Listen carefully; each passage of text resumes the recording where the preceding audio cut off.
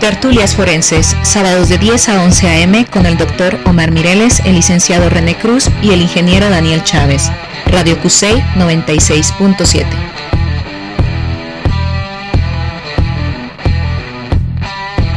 Buenos días, queridos radioescuchas. Estamos aquí en su programa Tertulias Forenses, regresando de esta cuarentena, el día de hoy, sábado 30 de mayo de 2020. El día de hoy, pues primero estamos felices porque estamos regresando a hacer algo que nos gusta a todos aquí. Estamos el día de hoy con la maestra Claudia Alejandra Vargas Bautista, que nos va a hablar sobre requisitos homologados para toma de muestras en grafoscopía, específicamente en casos de autofalsificación. En cabina, ¿sí?, con su respectiva sana distancia, nos acompaña el licenciado René Cruz, el ingeniero Daniel Chávez y el de la voz, Omar Mireles, pues agradeciendo la oportunidad que nos está dando Radio CUSEI y la Academia de Ciencias Forenses de la Universidad de Guadalajara. Sí, entonces, pues maestra, de entrada, bienvenida. Sí, siempre es un gusto contar con su presencia. Es una persona a la que conozco ya de hace algunos años y sé la calidad profesional que tiene usted. Entonces, ya que este es un programa que va dirigido al público en general, por favor, maestra, la primera pregunta como para empezar a entrar en contexto. ¿Qué es la grafoscopía? Bueno, en palabras sencillas te puedo decir que la grafoscopía es la ciencia que se encarga del estudio de la escritura manual o manuscritural, en el entendido de que la escritura manual es aquella realizada con la mano. Es decir, no podemos analizar grafoscópicamente escrituras hechas mecanografiadas o con máquinas de escribir o dactilografiadas realizadas con una computadora. Para algunos es una ciencia auxiliar de la criminalística y tiene como finalidad o es considerada un sistema de identificación porque permite identificar a su autor, aunque en realidad el objeto o la finalidad de la grafoscopía es establecer si una firma o una escritura es auténtica o falsa, es decir, si proviene del puño y letra de la persona a quien se le atribuye. Ok, maestra, entonces en el mismo orden de ideas, es muy común que cuando uno está hablando con personas que no están adentradas a los temas periciales, confunden la parte de grafoscopía con grafología. ¿Es lo mismo o existe alguna diferencia? Existe una gran diferencia en cuanto a la finalidad del estudio. Es decir, el objeto de estudio de la grafoscopía y de la grafología es la misma. Es decir, ambas tienen como objeto de estudio la manuscritura o la firma de una persona. Sí, ese es el objeto de estudio de ambas. Sin embargo, la finalidad del estudio varía. En el caso de la grafoscopía, como te comentaba hace un momento, tiene como finalidad identificar a su autor para establecer la autenticidad o la falsedad de un escrito o de una firma. En el caso de la grafología, aunque también analiza escrituras y firmas, la finalidad es establecer rasgos de personalidad de su autor, sin poder con ese estudio poder identificar pues a la persona que realizó esa firma. Es decir, nosotros por medio de un estudio en grafología podemos identificar qué rasgos de personalidad refleja esa escritura o esa firma, sin poder asignarle una cara o un autor a esa manuscritura. Y en el caso de la grafoscopía no nos interesa la personalidad del que escribe, sino simplemente darle un nombre o ponerle una cara a esa escritura o a esa firma. No sé si me expliqué. Sí, te refieres entonces que la grafología tiene que ver con una parte, ¿puedo decir psicológica? Sí, con una parte de personalidad. Sí, así es. Se encarga única y exclusivamente de rasgos de personalidad. Ahora que mencionas de cuestiones psicológicas, nada más sí me gustaría hacer la aclaración de que no permite identificar la personalidad o el carácter o el temperamento de una persona. Por eso habla de rasgos, es decir, te permite dar una idea de la personalidad del escribiente. Hasta ahí. Pero sí, realmente, incluso las personas o los peritos dedicados a la grafología, la mayoría son psicólogos, porque lo utilizan más para la determinación, incluso para los tratamientos de personalidad. ¿Y los grafóscopos qué perfil tienen? Híjole, qué buena pregunta. ¿O puede ser el perfil idóneo? Sí, creo que por ahí iría. Mira, si me lo preguntas a mí, hablando de que la definición que se utiliza de grafoscopía es que es una disciplina o una rama de la criminalística, pues entendería que el perfil idóneo es de un criminalista, es decir, el perfil del perito en grafoscopía tendría que ser un criminalista. Sin embargo, en la práctica y en el mundo real, la realidad es que el perfil del perito en grafoscopía es muy diversificado, es decir, podrás encontrar muchos peritos en grafoscopía que tienen una profesión distinta a la criminalística.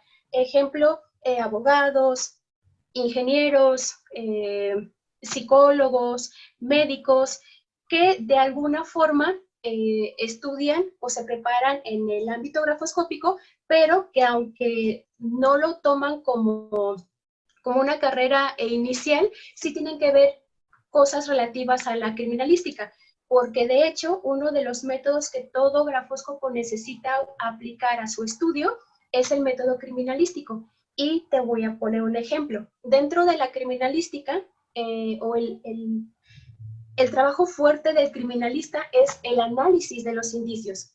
Y dentro de un procesamiento de un lugar de intervención, el criminalista, aplicando esa metodología, observa el lugar, hace una búsqueda de indicios, una localización de indicios, una identificación de indicios y una fijación de indicios. Y después los traslada al laboratorio para hacerles un análisis. Lo pongo como ejemplo en la grafoscopía, el estudio o la metodología es exactamente la misma. La firma o la escritura sería como el lugar de los hechos del criminalista y aplicaría las mismas etapas, es decir, debe de realizar una búsqueda, que en el caso del grafóscopo se llaman gestos gráficos, haría la búsqueda de esos gestos gráficos, la localización de esos gestos gráficos, la identificación de esos gestos gráficos, la fijación de estos gestos gráficos y posteriormente el análisis de todos esos gestos gráficos o de esos indicios que encontró o localizó.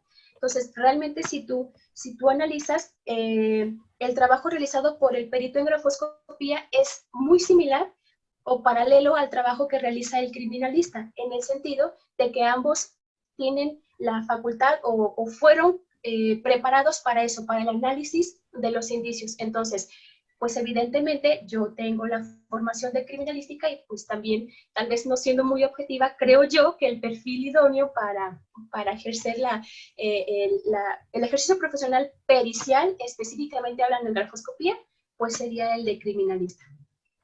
Ok, es que lo que pasa es que lo que dices es interesante. Bueno, también nosotros aquí, ahora sí que tenemos la fortuna de que todos los presentes somos peritos, entonces de repente veo, los médicos son muy protectores de sus áreas. Sí, nadie se mete a un área pericial médica, ¿por qué? Porque el perfil es muy específico. Nadie se mete en un área pericial, supongamos, de los psicólogos, incluso de los genetistas, que si bien sí tienen un poquito de juego entre químicos y biólogos, pero aún así es un grupo muy cerrado. Sin embargo, materias como grafoscopía, veo que hay un chilaquil de personalidades, de estudios, de formaciones. En algún momento eso está pegando a un tipo de estandarización pericial. ¿Sí? ¿Por qué? Porque es una materia que de repente sí es muy polémica. ¿Sí? Existen muchas personas que de entrada no consideran a la grafoscopía como una materia con fundamento científico. Sí, muchos dicen, es que lo que pasa que medio la adivinan, medio no. Tú ahorita nos estás diciendo, no es verdad, sí existe un método atrás, y sí existe una sistematización que nos puede llevar a que dos peritos obtengan el mismo resultado. Sí, pero tanta diversidad de formaciones no afecta a la materia en sí.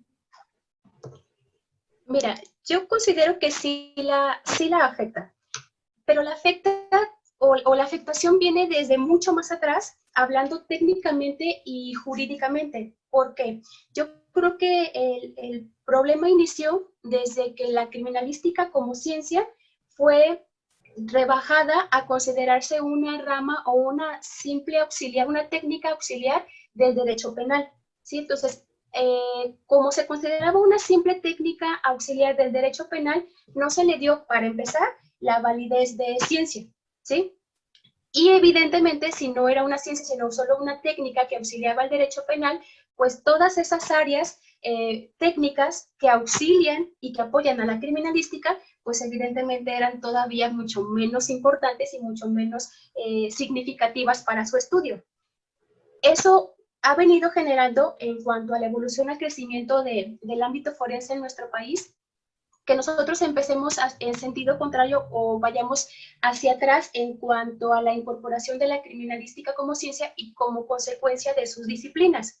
Sin embargo, yo creo que es importante que en la actualidad, que está tanto como de moda hasta cierto punto el estudio de la criminalística, sí se empiece a valorar y se empiece a modificar ese criterio erróneo que se tenía de la criminalística como una simple técnica auxiliar del derecho penal, con la finalidad de que se reconozca que la criminalística tiene un método, tiene un objeto de estudio, tiene una serie de pasos sistematizados que permitiría que aquí o en China se reproduzca el mismo resultado o se llegue al mismo resultado aplicando la misma metodología, y por consecuencia todas esas áreas auxiliares o esas disciplinas que utilizan ese mismo método de la criminalística pues traerían como consecuencia también un resultado estandarizado, ¿sí? Pero para poder hacer esa modificación o para poder darle ese valor, pues primero tendríamos que garantizar que se estableciera o se jerarquizara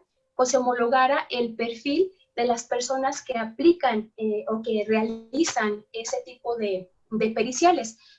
Tan es así que yo te lo comento, hay muchas personas que ahorita ejercen y que incluso no tienen ni siquiera otra preparación profesional, y está permitido porque la ley de profesiones del Estado de Jalisco no ha regulado o no ha colocado en el artículo 10 a la criminalística como una profesión obligada para el ejercicio profesional por medio de una cédula profesional.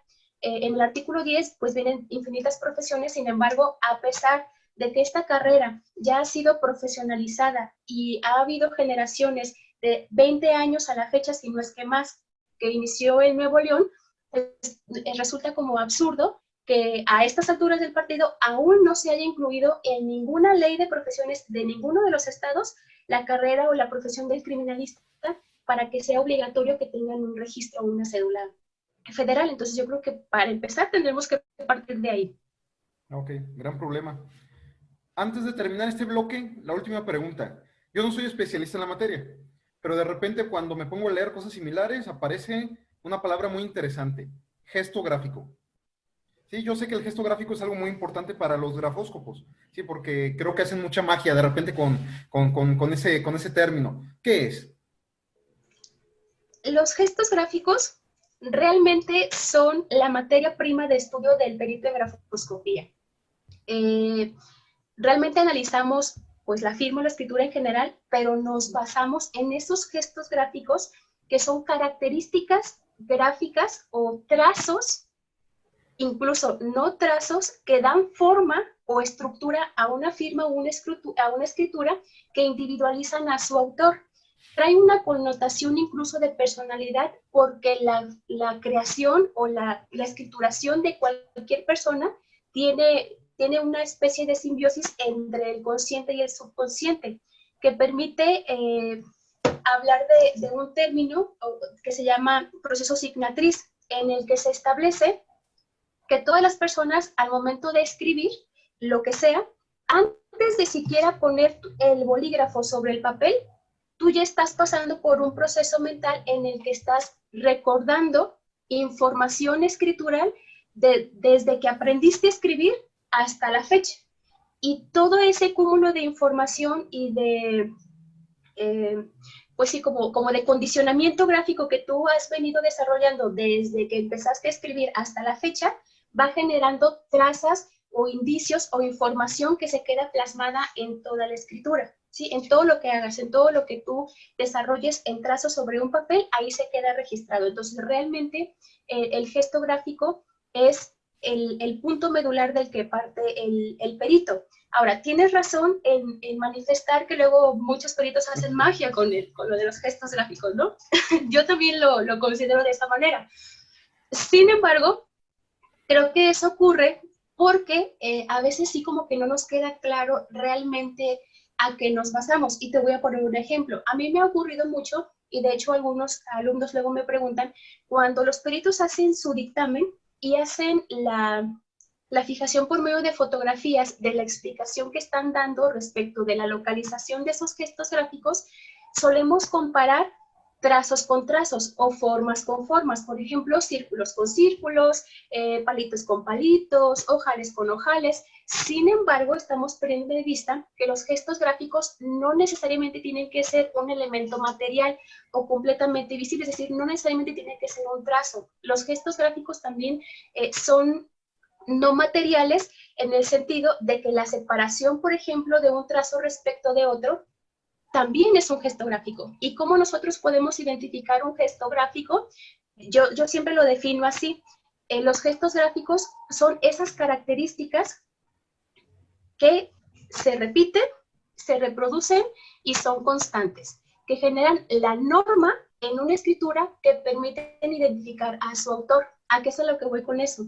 Cuando nosotros hacemos una escritura, por ejemplo, ustedes podrían hacerlo en este momento, poner su firma en un documento y al momento o después por debajo poner otra firma y se van a notar que son distintas. Nunca una firma de una persona va a ser igual. Entonces, si yo te pongo a hacer 20 firmas, sabes que tú las estás haciendo, tú las vas a revisar y vas a darte cuenta que todas son distintas entre sí. Entonces, ¿cómo? Si todas son distintas, vamos a poder saber si las hizo la misma persona. Porque va a haber características chiquitas, grandes, materiales o no, que se van a repetir en esas 20 y que van a generar que esa firma siempre esté presente. Es decir, que esas características visibles o no, o materiales o no, te ponga a hacer 1, 10, 20 o 100, van a estar ahí presentes. ¿Sí me explico? A eso llamamos gestos gráficos. Entonces, el principal problema regularmente, por lo que muchas veces aplicando supuestamente la misma metodología, un perito determina que sí es o que es auténtica y otro determina que es falsa. Pero en mi opinión y en mi experiencia eso ocurre porque nos limitamos a comparar trazos con trazos. Y eso no es un gesto gráfico realmente.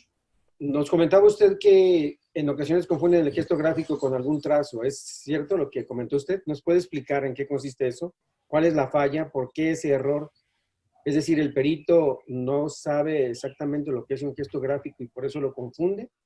¿O en qué radica el error, maestra?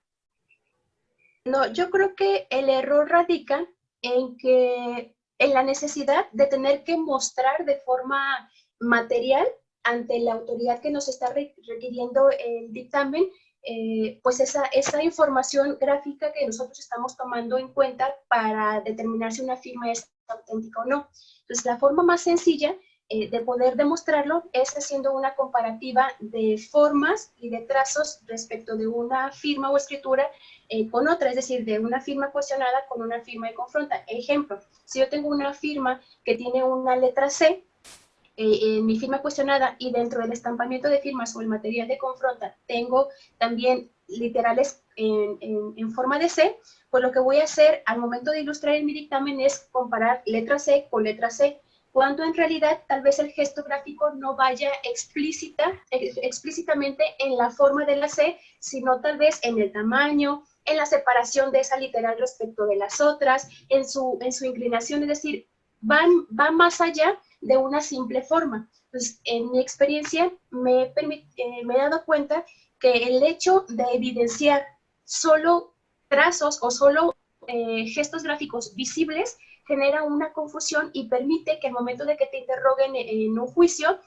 te cueste un poquito más de trabajo el ejemplificar o el manifestar el por qué es que, aunque tú pongas una letra C que está más grande o que tiene una tilde y la otra no, estás diciendo que son iguales si a la simple vista se ven diferentes en cuanto a forma. ¿Sí? Entonces, realmente el error radica más, creo yo, en intentar hacer una comparativa al momento de hacer la fijación como para que quien lea entienda, cuando en realidad lo que tendremos que hacer es, dentro del análisis y el procedimiento del estudio, especificar a qué nos referimos con gestos gráficos y hacer los señalamientos necesarios para evidenciar esas cosas que no se ven de forma material. Yo pienso, pues, en mi opinión personal, ahí que me ilustre, Yo en su momento hice un examen en poligrafía y yo pienso que es muy parecido en cuanto a lo mejor creo que el error o la falla podría ser en que es muy subjetivo. Yo pienso que ahí es donde va pasando el error, donde hacen las comparaciones y una persona puede creer que esto pasó así y esto pasó de esta manera. Pero me preguntaron, ¿cómo crees que él hace un grafóscopo? Y curiosamente yo hice su misma respuesta, la contesté igual. Es que nadie firma igual. Yo puedo firmar 30 veces en una hoja. Y yo sé que al final se van a dar cuenta en los pequeños detalles. En los pequeños detalles, los pequeños trazos. A lo mejor que me cargué poquito para abajo, a lo mejor la O, siempre la hago con más presión que de otra forma. En las separaciones, como usted dijo. Entonces, a lo mejor un día, no sé, creo que por porcentaje, esos pequeños gestos, casi siempre los voy a hacer igual, pero en mi experiencia yo creo que es casi imposible que sean igual. Siempre. Es decir, siempre mi gesto gráfico va a ser igual. ¿Cómo le hacen ustedes para discriminar esas fallas? Mira, hablando, voy a empezar de atrás hacia adelante en tu comentario. Respecto a cómo podemos nosotros establecer eso, bueno, se llaman constantes. Estamos haciendo un análisis respecto a actividades humanas. Por consecuencia, nunca va a ser igual. Y tienes razón, no siempre los gestos gráficos van a ser los mismos, evolucionan. Así como evolucionamos nosotros, crecemos, evoluciona nuestra escritura. Y los gestos gráficos también van a evolucionar. Pero no puede haber un cambio sustancial o no puede haber una ruptura en esa constante o en ese patrón gráfico. Yo les comentaba en momentos anteriores que nosotros realmente lo que tenemos que establecer es un patrón gráfico, identificar la norma de escritura de una persona, lo que regularmente suele hacer o lo que regularmente suele reflejar, y eso genera una constante y esa constante a su vez refleja o genera un patrón gráfico. Tiene razón en señalar la cuestión de la subjetividad. La mayoría de las personas refieren no solo de la grafoscopía o de la poligrafía, como tú lo mencionas, sino de muchas áreas forenses, pero realmente no es una cuestión de interpretación, una cuestión subjetiva. Aquí va más encaminado a qué tan experto eres realmente para identificar o interpretar los datos que te arroja ese análisis. Lo mismo ocurriría en el caso, por ejemplo, de los hechos de tránsito, en el que una persona puede tener los mismos datos o dos peritos pueden tener los mismos datos en cuanto, por ejemplo, a una huella de frenada, ¿sí? Y aún a pesar de que tienen los mismos datos, al momento de realizar las ecuaciones o las operaciones, uno termina diciendo que uno iba a una velocidad y el otro dice que iba a otra velocidad completamente distinta. ¿Están mal? ¿Quién tiene la razón? Creo yo que ahí va más allá en cuanto a ese análisis de la información, en ese análisis de los datos y a la interpretación que tú le das. Hablando del polígrafo, yo te puedo decir, el polígrafo es una máquina, mide, registra información. ¿Qué registra? Bueno, registra tus movimientos, registra tu ritmo cardíaco y registra tu respiración. Solo mide. ¿Qué es lo que hace la diferencia? La interpretación que el analista o el poligrafista de esos datos que está arrojando ese aparato le da. Entonces, en el caso de la grafoscopía, aplica exactamente lo mismo. La información ahí está, los gestos gráficos ahí están, el patrón gráfico ahí está, las constantes escriturales ahí están. Va a depender de cómo, primero, de qué tan bueno es el perito para identificar, primero, la existencia de ese patrón y dos, qué interpretación le da. ¿Por qué? Pues porque evidentemente nunca una firma va a ser igual, pero esa información o son elementos que ya se ha demostrado que realmente ahí están. Igual yo podría ponerles un ejemplo en el caso muy particular del análisis de autofalsificación, que es los análisis más complicados porque la firma es completamente distinta, es decir, tú firmas con tu nombre y de repente en un documento pones un garabato, pues no hay forma de comparar, es decir, un elemento básico para el perito en grafoscopía es tener elementos de comparación similares. Tienes que comparar blanco con blanco, negro con negro. Si tú me pones un garabato y resulta que tú siempre firmas con tu nombre, no voy a poder comparar. Sin embargo, ya ha quedado establecido y ha quedado demostrado que aunque tú hagas el garabato, hay información que tú reproduces y que si vuelves a hacer ese garabato 100 veces, esa información va a seguir ahí. Correcto. Maestra, de acuerdo a lo que usted está comentando ahorita, ¿qué perfil académico debe de cumplir el grafoscopista?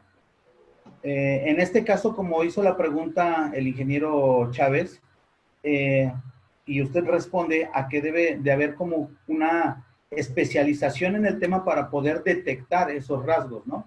Es decir, a lo mejor no simplemente un criminalista recién egresado o que lleve 2 años. ¿En dónde se tiene que profesionalizar esa persona para poder detectar y tener la pericia de identificar esos rasgos, maestra? Bueno, yo creo que la pericia es sinónimo de experiencia.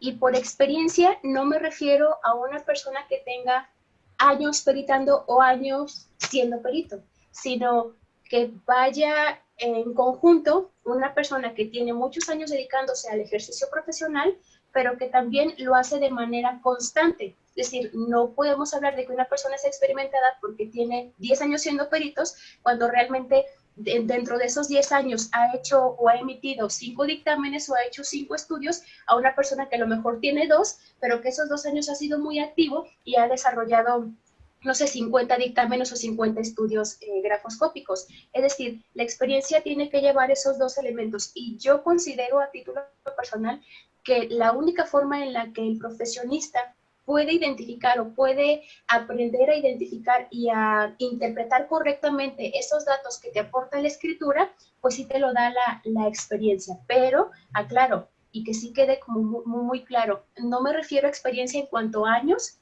únicamente, ni me refiero a experiencia en cuanto a la cantidad de trabajo, sino en su conjunto. Ok, entonces, maestra, tu tema, tu nombre que utilizaste en el tema es un nombre muy interesante. Requisitos de homologación. Hace un momento estábamos hablando de que existen muchos perfiles. Tiene algunas ventajas, tiene algunas desventajas. Sí, las ventajas es que cuando hay muchos perfiles, hay muchos puntos de vista y las ciencias logran nutrirse mucho. La desventaja creo que es la parte de homologación, y también creo que tu plática que estás dando es a partir de una investigación que estás realizando, ¿sí? sobre mecanismos de homologación. En este caso, actualmente, ¿cómo estamos desde la parte de la toma de datos y la parte pericial? Refiriéndome a, por ejemplo, yo conozco peritos que se atreven a dictaminar cuando tienes cierta cantidad de firmas de cotejo. Conozco otros peritos que se atreven a dictaminar con copias fotostáticas. Conozco otros peritos que se atreven a dictaminar incluso con fotografías o con cosas similares. Eso entra dentro de homologación, estamos deshomologados. ¿Qué nos puedes decir sobre ese aspecto? Mira, entra dentro de la cuasi-homologación. ¿A qué me refiero con cuasi-homologación? Realmente sí está, por decirlo de alguna forma, estandarizado los requisitos que debemos de tener los peritos para poder hacer una dictaminación o un estudio grafoscópico. Y perdón que te interrumpa. ¿Dónde viene la ley? ¿Los mecanismos?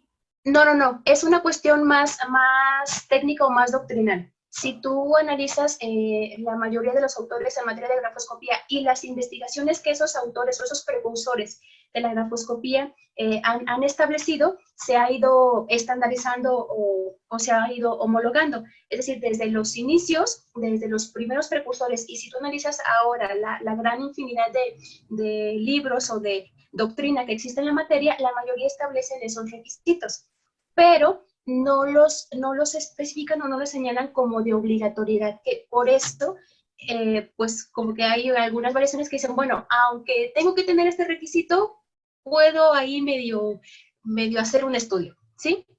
Y te puedo mencionar algunas. La más importante, o de las más importantes, es que las muestras deben de ser originales. Y eso le compete tanto a las muestras que van a ser tu material testigo, que te va a servir para la confronta, o que se le denomina también indubitable, y para la firma o escritura cuestionada o dubitada o problema. Otro requisito es que sean suficientes. Ahí estamos hablando de la cantidad, el número de firmas que tú debes de tener para estudio. Y dentro de esa estandarización hablan de que debe de ser más de 20. Sin embargo, ahí está un problema. Muchas veces, por el tipo de estudio, sobre todo en el caso de las personas que ya fallecieron, no es posible obtener tantas firmas. 20 parecerían pocas si tienes a la persona y le solicitas que te las escriba en ese momento, pero cuando ya no está, es difícil encontrar documentos o una gran cantidad de documentos como para llegar a ese nivel. Entonces, en esos casos, también se ha establecido o se ha intentado estandarizar que sean mínimo 5, ¿sí? Es decir, si no tienes a la mano ese, 5 firmas. Si tienes a la mano ese, más de 20, ¿sí? Hablando de la coetaneidad, que es otro requisito, se refiere a la proximidad de las firmas al tiempo o a la data de la firma cuestionada. Y hablan de un rango de tiempo de 5 años de antedata y 5 años de postdata. ¿Qué quiere decir? Que si la firma cuestionada es del 2015 o el documento fue elaborado en el 2015 y se considera una fecha cierta, tú puedes utilizar firmas que hayan sido durante 5 años antes, quiere decir del 2010 al 2015, o 5 años después, del 2015 al 2020. Entonces, realmente tienes una temporalidad de 10 años para obtener el material idóneo. A eso nos referimos con coetaneidad. Sin embargo, también ahí hay como una excepción a la regla. Y esa excepción a la regla es cuando también la persona ya falleció o no encuentras documentos dentro de esos 10 años, se ha establecido una metodología en la que tú puedes de todos modos hacer un análisis sobre firmas que tengan más de esos años haciendo un estudio de evolución gráfica. Yo le respondía al ingeniero que todos evolucionamos.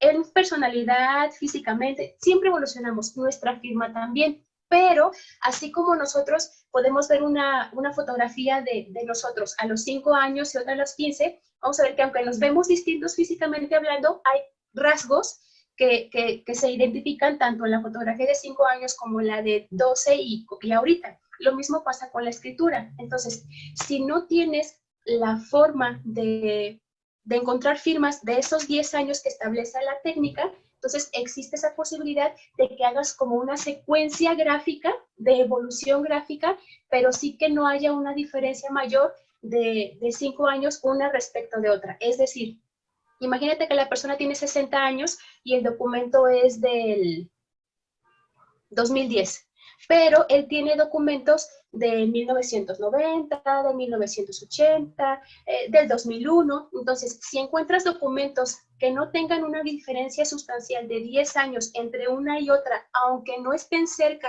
de la fecha cierta del documento que se está analizando, puedes hacer o desarrollar esa metodología. Este tema se está derivando de una investigación muy específica que tú estás haciendo, sí, que tiene que ver con cuestiones de autofalsificación, que es un tema muy particular de todo el universo de problemas que tiene que abordar la grafoscopía. ¿Qué es lo que te motivó? ¿Cómo llegaste a este tema? Bueno, mira, realmente la metodología aplicada en el análisis grafoscópico es como muy general y se aplica para todos los tipos de falsificación. Dentro de la doctrina nosotros podemos identificar varias formas en las que se puede falsificar una escritura.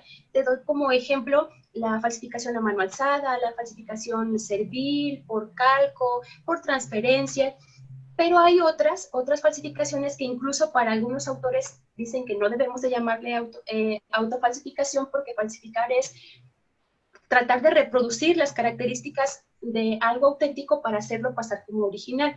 Ejemplo, los billetes. Cuando tú ves la falsificación de un billete, realmente intentan reproducir todas las características de un billete verdadero para hacerlo pasar como real o como original o como auténtico y poder hacer uso de él. En el caso de las autofalsificaciones ocurre todo lo contrario, porque quien realiza esa falsificación es el propio autor, lo que en realidad pues no está autofalsificando nada porque sigue siendo tú el autor. Y en las falsificaciones lo que haces es usurpar al autor para hacerte o para generar un derecho o una obligación por medio de la firma. Entonces, yo inicié con esta investigación porque me empezaron a salir casos en los que la firma cuestionada tenía una forma muy diferente a las firmas que dentro de una audiencia de estampamiento ante la autoridad judicial, pues eran completamente distintas. Te explico brevemente cuál es el procedimiento.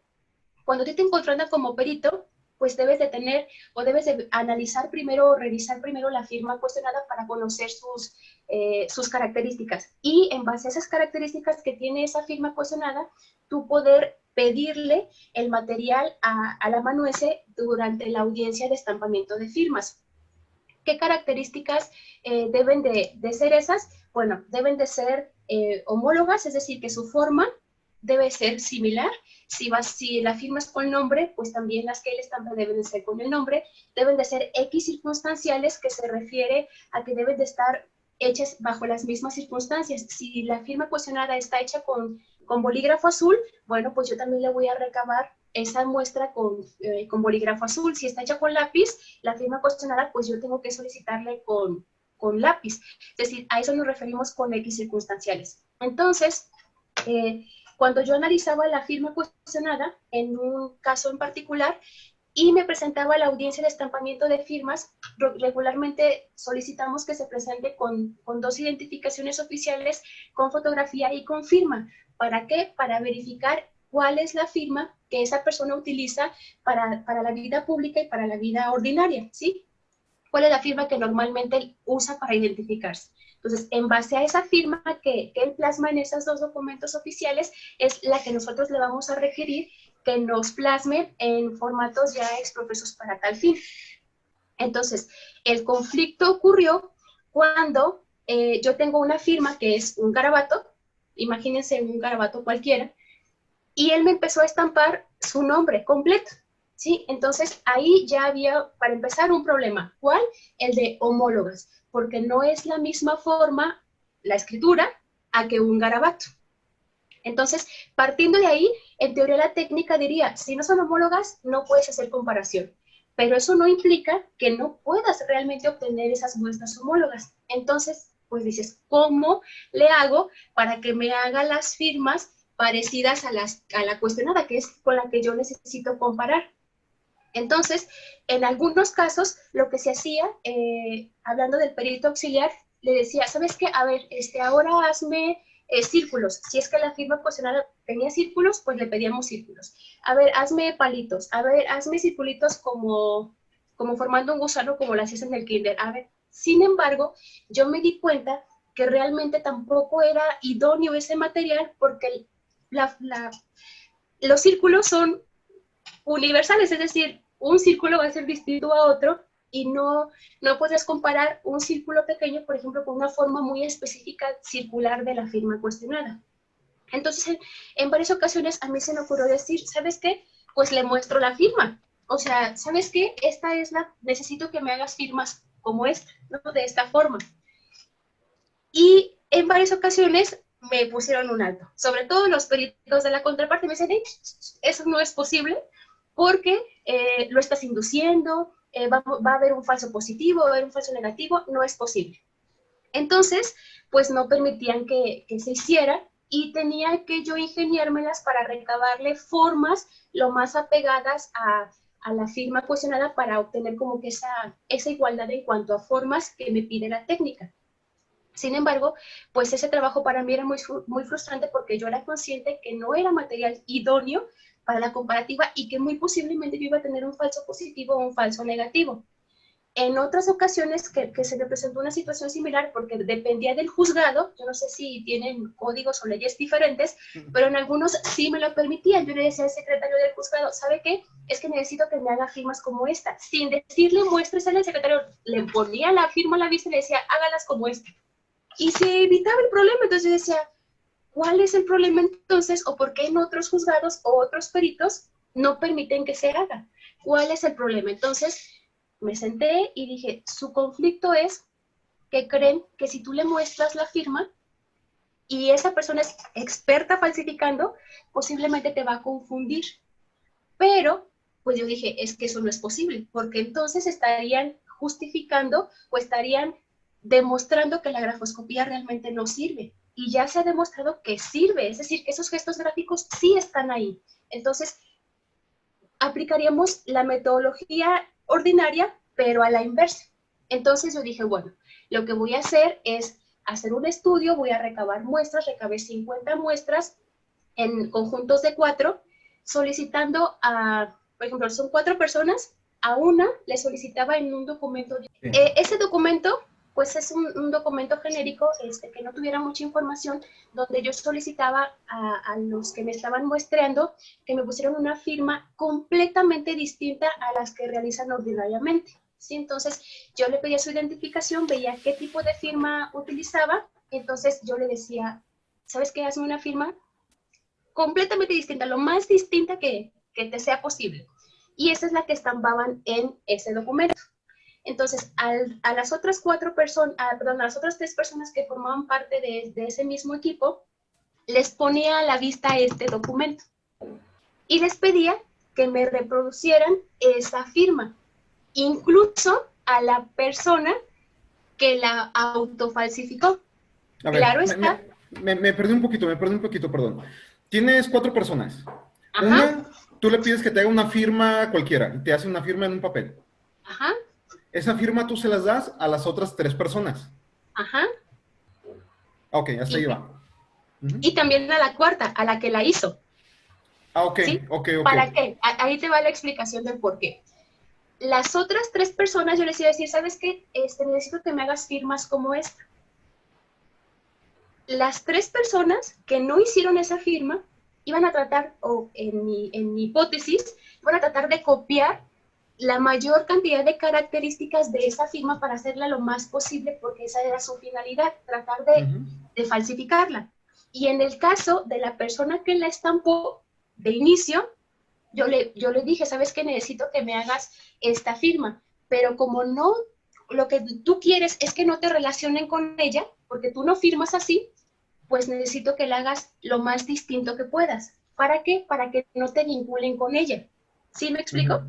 Entonces, en el estudio, al momento de analizar las 4 muestras, las de las 3 personas que no hicieron esa firma y que intentaron copiarla lo más exacta posible, y las firmas hechas por el que sí la realizó, pero que trató de hacerlo completamente distinto para que no la relacionaran con él, fue posible identificar que de todos modos los gestos gráficos permanecen, es decir, se pudo identificar qué persona de las 4, aunque me haya hecho distinta su firma, la realizó.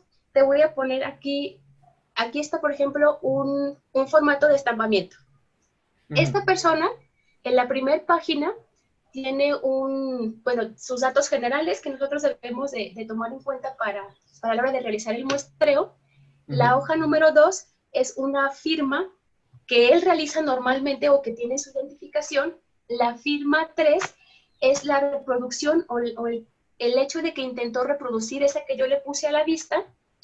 Y la número 4, le pedí que me realizara firmas completamente distintas una respecto de la otra. ¿Por qué razón?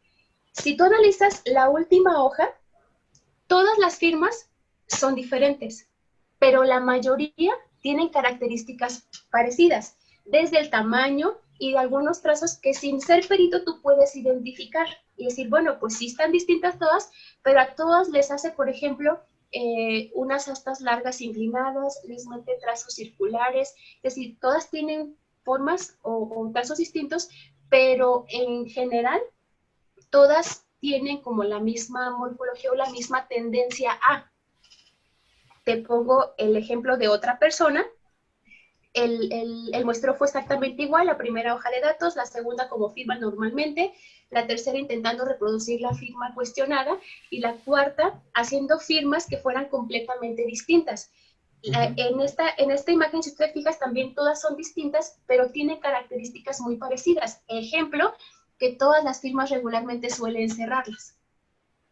Si yo hiciera esa actividad con ustedes y les pidiera que me hicieran 20 firmas distintas, una distinta respecto de la otra, yo les garantizo que al momento de que ustedes vieran ya las 20 hechas en el papel, se darían cuenta que todas tienen información similar a la firma que hacen normalmente, ¿sí? ¿Por qué?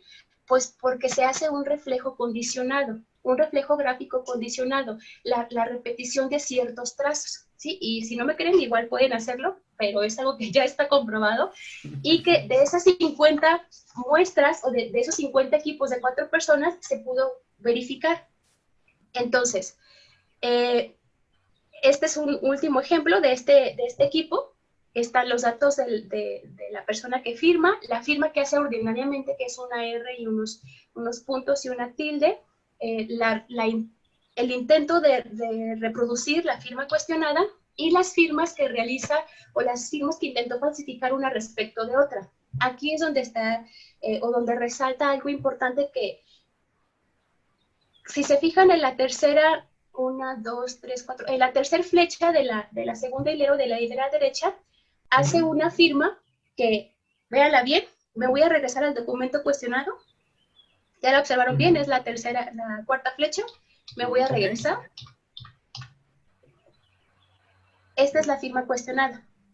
Se fijan, morfológicamente presenta casi las mismas características.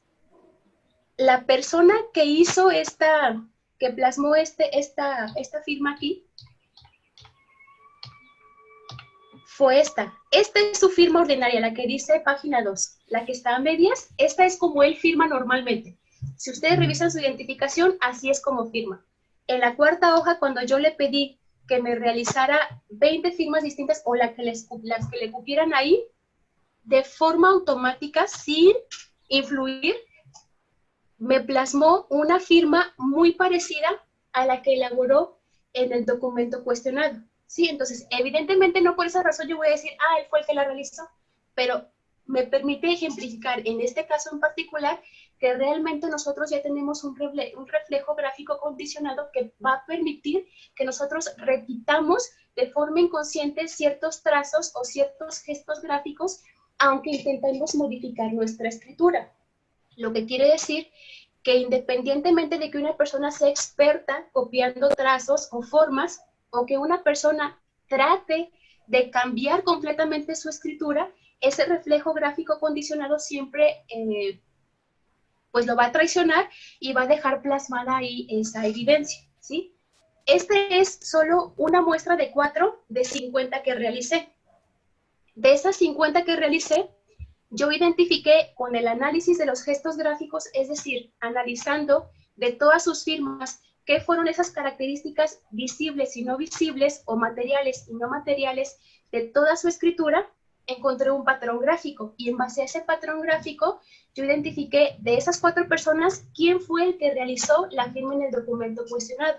Entonces, para que no se quedara ahí, lo que hice fue proporcionarle todas esas muestras a otro perito que realizara la misma metodología y que me identificara qué persona de esas 4 realizó la firma cuestionada, ¿sí? Entonces, el resultado también fue bastante bueno porque ese otro perito también identificó a la persona y resolvimos que eran exactamente las mismas personas de esas 50 en esos 4 grupos. Entonces, ¿qué tiene como finalidad este estudio o para qué se realizó? Para demostrar que independientemente de que tú le pongas a la vista la firma cuestionada al amanuense, no puede haber forma de que haya un falso positivo o un falso negativo, y que es la única forma en la que tú vas a poder obtener como perito muestras idóneas para poder emitir una opinión y no generar falsos positivos diciendo que no tienes el material correcto o diciendo, como suele ocurrir también en la práctica,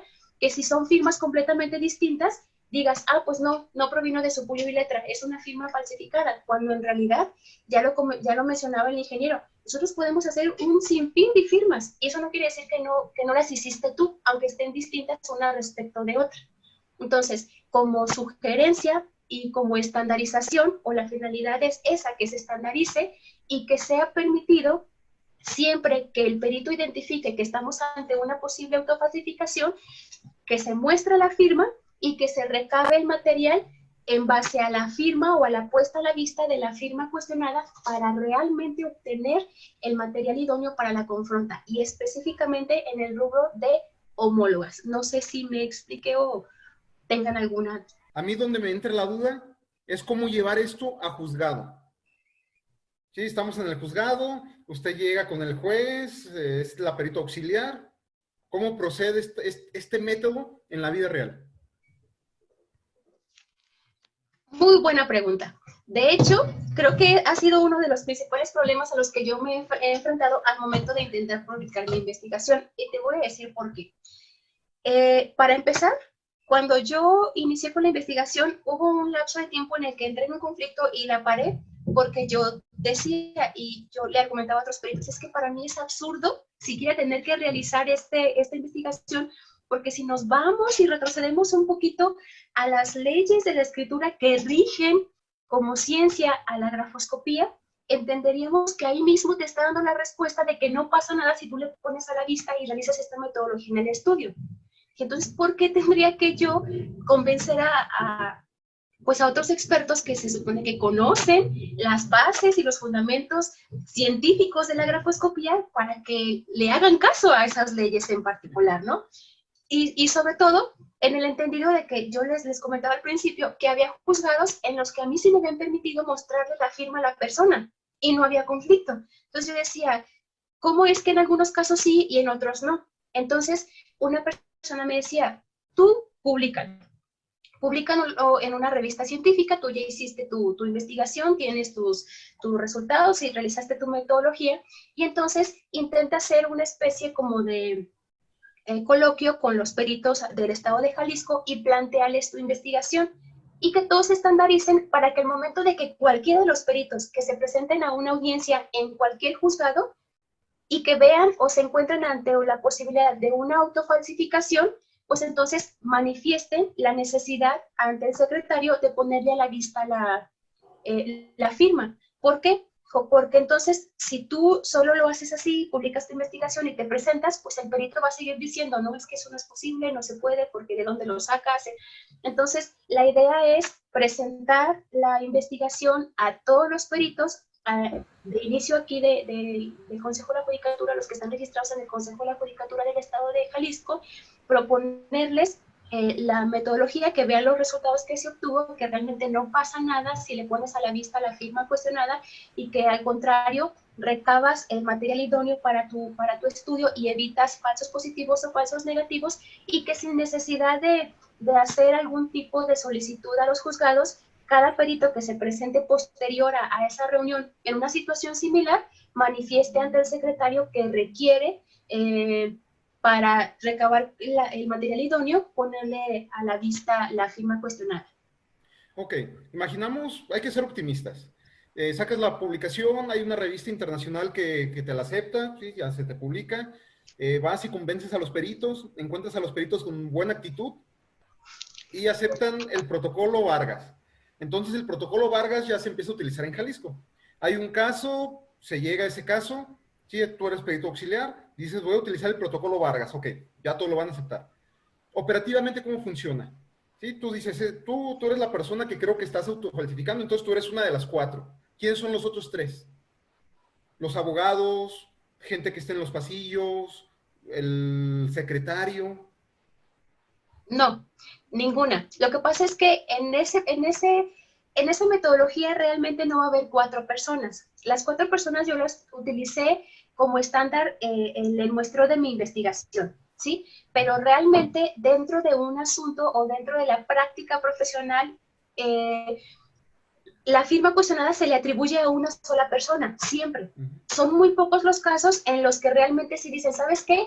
Esta firma la realizó su hermano o la realizó su apoderado, entonces mandas llamar a los 2. En esos casos solo muestrearías a esos 2, es decir, a las personas a las que legalmente se les atribuye esa firma.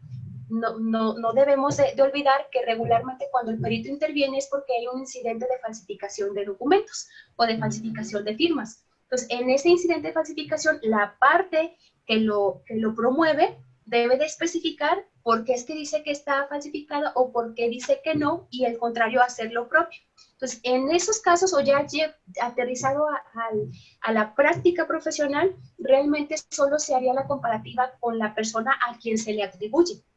Sea una, sean 2, a mí no me ha tocado que sean más de 2, honestamente, regularmente o en el 80% de los casos solo es hacia una persona. Realmente lo que se pretende, en primer lugar, es que todos los peritos, previo a realizar el estampamiento de firmas, tengan a la vista el documento cuestionado, que no recaben muestra si no tienen a la vista y a la mano la firma cuestionada para poder estarla revisando y primero verificar si la firma que está realizando el amanuense pues coincide morfológicamente o no.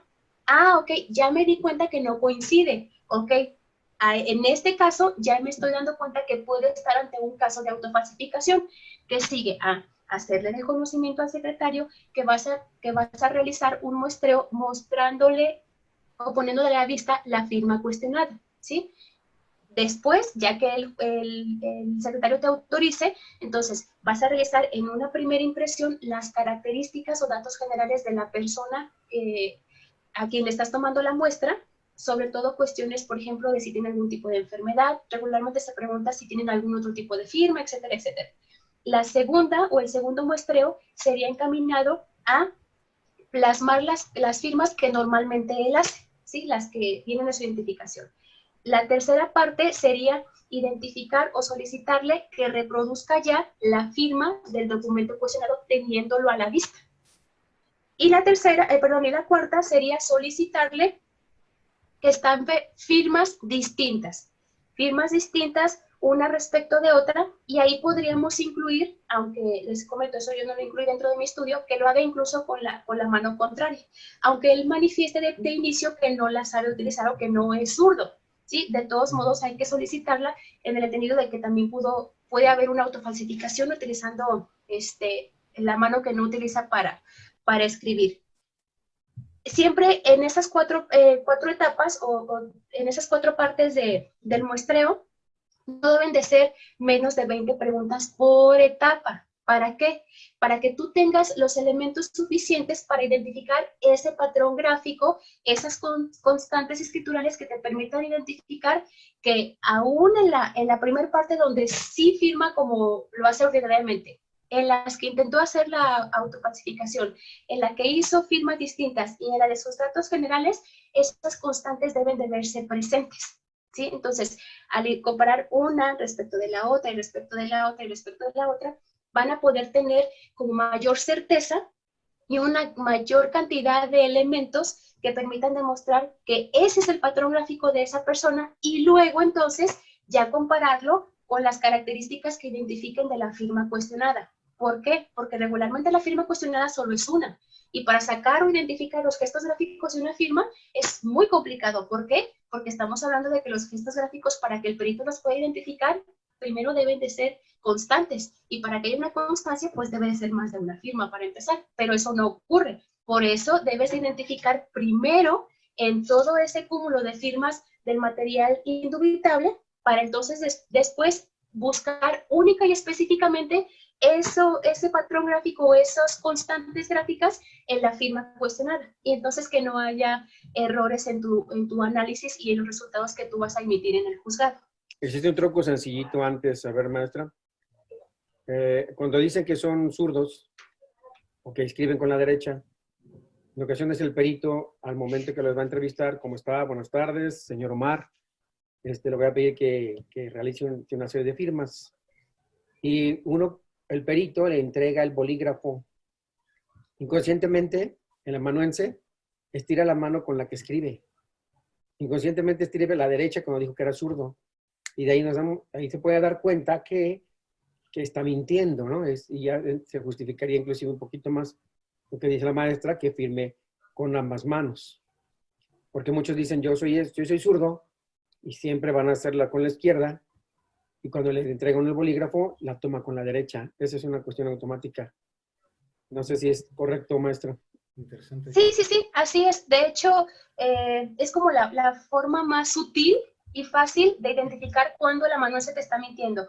Porque regularmente cuando tú recabas los datos, pues le crees, es decir, no puedes ponerte ahí a hacerle un interrogatorio para identificar indicios de mentira. Entonces tú le crees en lo que te dice, y sí es un excelente tip para que tú puedas incluso ante el juez o ante el secretario que está presente en el estampamiento, argumentar y decirle, bueno, necesito que me haga muestras con la otra mano, en virtud de que cuando yo le proporcioné el bolígrafo, el útil inscriptor utilizó la otra mano. Ya para representarlo o reflejarlo dentro de tu dictamen, pues ya con esa evidencia gráfica de tu estampamiento puedes demostrar que al momento de hacerlo con la mano zurda o con la mano izquierda, pues están esas constantes que tú estabas buscando y que se ven reflejadas en ese documento.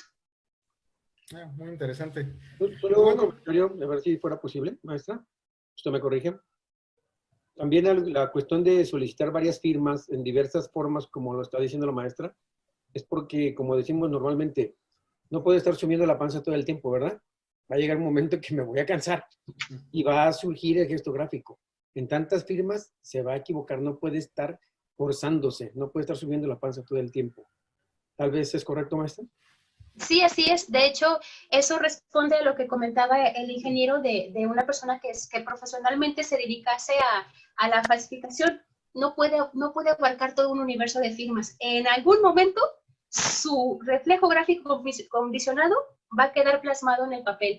Así sean 50, así sean 100 firmas, siempre va a aparecer porque es una constante, es decir, forma parte de lo que somos, de lo que nosotros repetimos. Así como todos generamos hábitos conductuales, también generamos hábitos gráficos que quedan plasmados en el papel.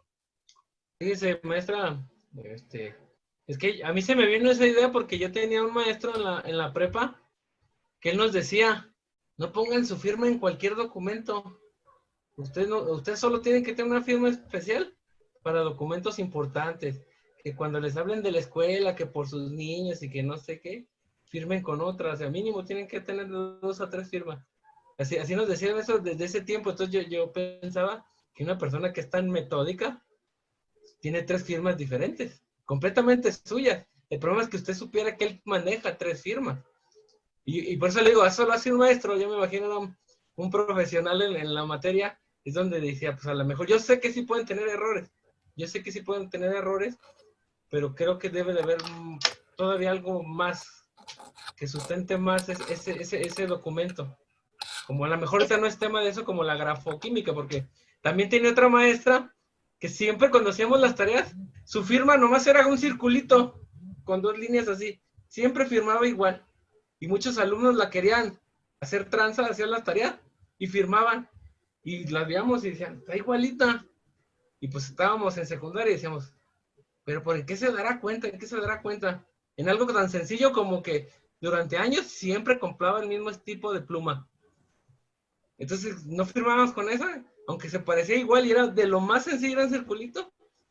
Ella se daba cuenta, no es mi firma, nomás porque no es la pluma, ni siquiera se fijó en el de este. Entonces yo veo que hay muchas variantes, que es un mundo muy grande, muy extenso, eso de la grafoscopía, tiene muchas variantes. Sí, es cierto, tiene razón, realmente sí hay muchas variantes, pero aunque no lo creas, todas esas variantes están contempladas en un estudio grafoscópico. Por ejemplo, es que yo tengo 3 firmas, ¿no? 3 firmas y son completamente distintas, posiblemente van a ser distintas en forma y en estructura, pero los gestos gráficos, es decir, esos elementos minúsculos que yo te digo que pueden ser visibles o no, o materiales o no, van a estar ahí. Y si tú le muestras esas 3 firmas distintas a un perito y analiza los gestos gráficos, aunque morfológica y estructuralmente parezcan distintas o completamente distintas, esos gestos gráficos ahí van a estar. Llegamos al final del programa, estamos llegando al final de nuestro cuarto bloque.